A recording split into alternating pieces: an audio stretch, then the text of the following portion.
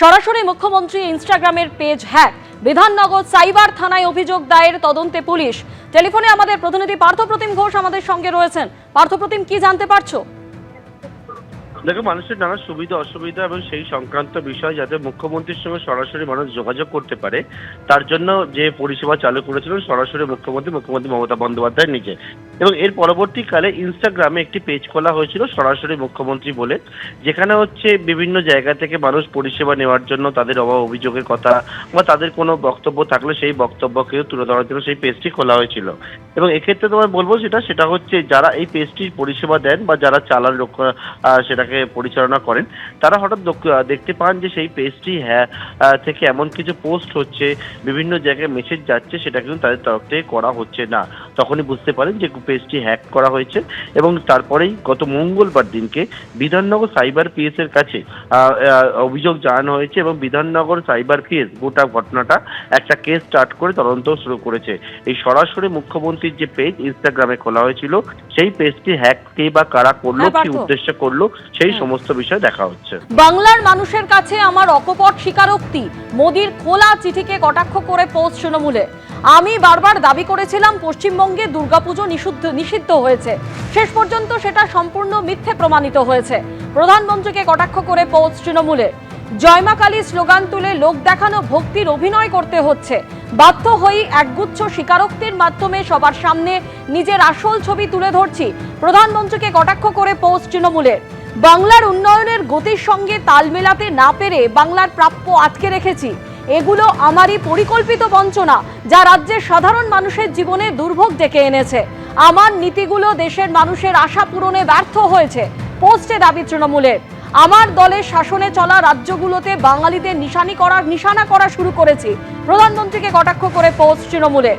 মাতৃভাষার মাধ্যমে পরিচয় নির্ধারণ করে আটক, দেশান্তর, নির্যাতন করছি।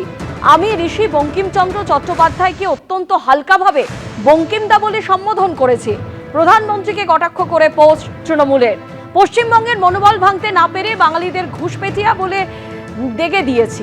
এত কিছুর পরও জয়ের সম্ভাবনা ক্ষীণ, তাই নির্বাচন কমিশনকে অস্ত্র হিসেবে ব্যবহার করলাম। প্রধানমন্ত্রীকে কটাক্ষ করে পোস্ট তৃণমূলের। বৈধ ভোটার বাদ দিতে পশ্চিমবঙ্গের উপর তড়িঘড়ি এসআইআর চাপিয়ে দিলাম। ব্যর্থ প্রধানমন্ত্রী হওয়া সত্ত্বেও আমি আপনাদের মাটিতে পা রাখব। প্রধানমন্ত্রীকে কটাক্ষ করে পোস্ট তৃণমূলে।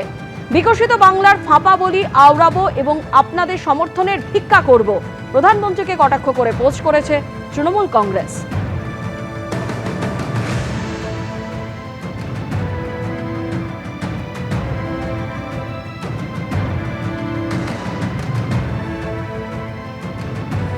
এর আগে গত 23শে ফেব্রুয়ারি পশ্চিমবঙ্গবাসীর উদ্দেশ্যে খোলা চিঠি দিয়েছিলেন প্রধানমন্ত্রী নরেন্দ্র মোদী। তিনি লিখেছিলেন, আর মাত্র কয়েক মাস, তারপরে নির্ধারিত হবে পশ্চিমবঙ্গের ভাগ্য। আমার স্বপ্নে সোনার বাংলার আবাল বৃদ্ধ বনিতা চরম বঞ্চনার শিকার। অন্তরের অন্তঃস্থল থেকে আমি একটি সংকল্প গ্রহণ করেছি, পশ্চিমবঙ্গকে বিকশিত ও সমৃদ্ধ করে তোলার সংকল্প। আর কতদিন আমরা মুখ বুজে সহ্য করব? এবার পরিবর্তন অপরিহার্য, চিঠিতে লিখেছিলেন প্রধানমন্ত্রী নরেন্দ্র মোদী। জানি আজকে পাল্টা কটাক্ষ করল তৃণমূল কংগ্রেস।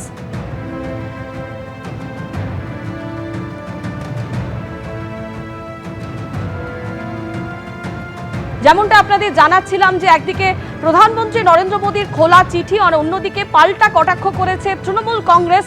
আর এরই মধ্যে কেন্দ্রীয় স্বরাষ্ট্রমন্ত্রী অমিত শাহ তিনি বলছেন, শুধু ভোটার তালিকা থেকে নয়, ভারত থেকে অনুপ্রবেশকারী হটানোই আসল লক্ষ্য, বললেন কেন্দ্রীয় স্বরাষ্ট্রমন্ত্রী। তিনি আরো বলেছেন, পশ্চিমবঙ্গ, বিহার ও ঝাড়খণ্ডে অনুপ্রবেশকারীদের জন্য জনবিন্যাসে পরিবর্তন হয়েছে।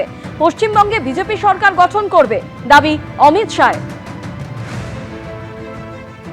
घुसपैठियों से मुक्ति से मतलब सिर्फ मतदाता सूची से नाम हटाना नहीं, हम कृतनिश्चयी है कि एक एक घुसपैठिए को भारत की भूमि से चुन कर भारत के बाहर भेजने का कार्यक्रम करेंगे। घुसपैठिए सिर्फ हमारे चुनाव को प्रभावित नहीं करते, गरीबों के राशन में भी वो हिस्सा ले जाते हैं, हमारी रोजगारी में भी हमारे युवाओं की सारी संभावनाओं को क्षीण करते हैं।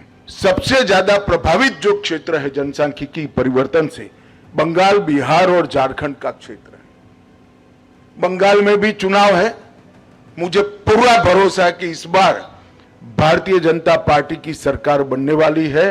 भारतीय जनता पार्टी की सरकार का पहला एजेंडा रहने वाला है कि सीमा पर बाढ़ का काम समाप्त करना और एक एक घुसपैठिए को चुन चुन कर देश के बाहर भेजना। তৃণমূল মুখপাত্র অরূপ চক্রবর্তী এই মুহূর্তে টেলিফোনে আমাদের সঙ্গে রয়েছেন। অরূপদা, আপনি শুনলেন কেন্দ্রীয় স্বরাষ্ট্রমন্ত্রীর মন্তব্য। দেখুন, আমরা জনপ্রতিনিধিরা না আগে অ্যাটেস্টেড করতাম। এই প্রথম কোনো মন্ত্রীকে দেখলাম নিজের দপ্তরকে সার্টিফাই এবং অ্যাটেস্টেড করলেন অযোগ্য আর অপদার্থ বলে। অনুপ্রবেশ যদি হয় সেটা রোখার দায়িত্ব কার? স্বরাষ্ট্র মন্ত্রকের, বিএসএফ এর। যদি অনুপ্রবেশ তত্ত্বে সিলমোহর দিয়েই থাকে তাহলে বিহারে তো এফআইআর হলো। কজন রোহিঙ্গা আইডেন্টিফাইড বিহারে? এই যে বাংলায় এফআইআর এর ফার্স্ট লিস্ট বেরিয়েছে, 28 তারিখ ফাইনাল লিস্ট বেরোবে। প্রথম লিস্টে 58 লক্ষের নাম বাদ গেছে। একজন অনুপ্রবেশকারী রোহিঙ্গার নাম দেখাতে পেরেছেন অমিত শাহ? পুরোটাই মিথ্যের ন্যারেটিভ। বাংলার মানুষকে লাইনে দাঁড়িয়ে তুলেছেন এই অসভ্যতামি করে, আর গল্প দিচ্ছেন, বড় বড় কথা বলছেন। আজকে জনবিন্যাস বদলানোর কথা বলছেন, সেন্সাস করেননি কেন? বারণ কি করেছে? বাংলার যদি জনবিন্যাস বদলে থাকে তার জন্য সংখ্যালঘু অনুপ্রবেশ দায়ী নয়। বাংলার জনবিন্যাস বদলে থাকলে বিহার, উত্তরপ্রদেশ, ডাবল ইঞ্জিনের রাজ্য, রাজস্থানে আপনারা এবিসি আমাদের আগের দিন দেখিয়েছেন যে এসএসসি পরীক্ষা যখন চাকরি দিতে আসছে হাজার হাজারের ছেলে মেয়ে আসছে রাজস্থান, উত্তরপ্রদেশ, বিহার থেকে। কেন সেই রাজ্যে চাকরি নেই? বিজেপির মধুবনীর এমপি অশোক যাদব সে বাংলাকে ধন্যবাদ জানিয়ে বলছে 2 কোটি বিহারিকে এখানে কর্মসংস্থান, রুটি রুজি দিয়েছে বাংলার মানুষ। যদি ডেমোগ্রাফিক চেঞ্জ হয়ে থাকে, ডেমোগ্রাফিক চেঞ্জ হয়েছে হিন্দি ভাষী অন্য রাজ্যের মানুষ আসার জন্য। কেন সেন্সাস করেননি? সেন্সাস করলে তো জানা যেত এই রাজ্যে সংখ্যালঘুর পার্সেন্টেজ কত আর সংখ্যাগুরুর পার্সেন্টেজ কত। আরে বাংলাদেশে মুসলমানের সংখ্যা কমেনি, বাংলাদেশে হিন্দুর সংখ্যা কমেছে।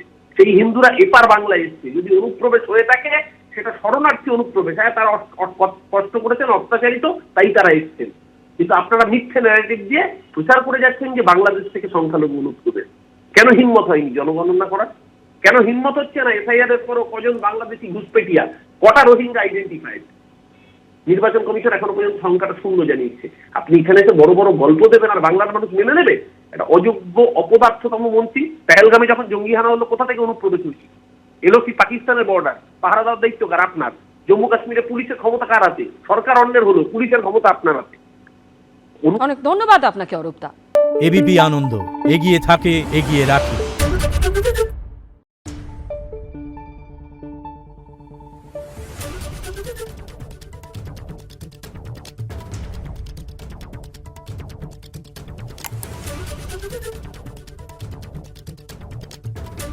Thank you.